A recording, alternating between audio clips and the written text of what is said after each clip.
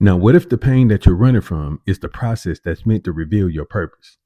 Stay with me, because once you understand why God breaks you, you'll stop fighting it and start trusting it.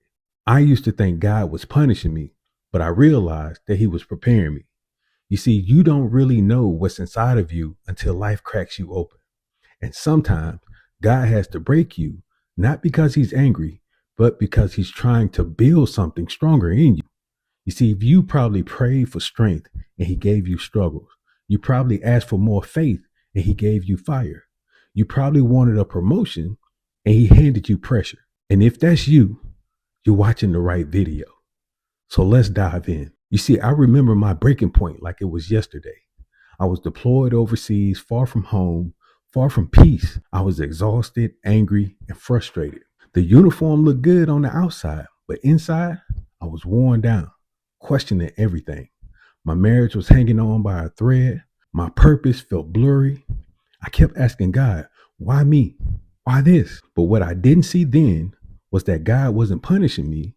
He was pruning me. You see, He was cutting away what couldn't go with me into this next season. And the Bible says in John 15:2 that every branch that bears fruit, He prunes so that it would be even more fruitful. See, pain is God's most honest classroom because it exposes you. It shows whether your faith is built on feelings or foundation. See, I didn't learn who God was on the mountain. I learned who He was in the valley.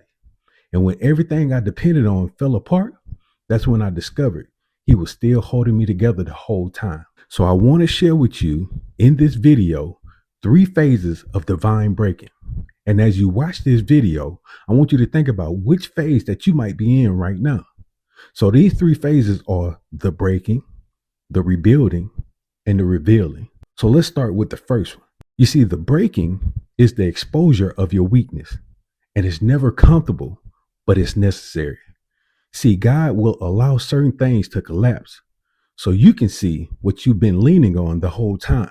Because sometimes we rely on titles, we rely on people or performance, and He'll shake every false foundation until only the truth remains. He exposes your pride, your fear, and all the hidden wounds, not to embarrass you, but to build something that can actually last. Because what He's about to place on you requires a version of you that can carry it. And then comes the rebuilding. Now, you don't rebuild with comfort. You rebuild with surrender. The Bible says in Isaiah 64:8, we are the clay, you are the potter. We are all the work of your hands. So the same hands that breaks the clay are the hands that remolds it.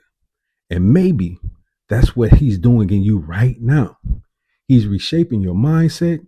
He's reshaping your habits, possibly even your circle. You prayed for a new level, but He's building your foundation. See, obedience is the hammer. Surrender is the chisel. And grace is the glue that holds it all together. It's in the rebuilding that you learn to trust again. It's when you stop asking God, why me? And start saying, use me. And finally, the revealing. You see, that's when you realize every scar has a story. Every tear becomes a testimony. And what once felt like destruction was actually divine construction.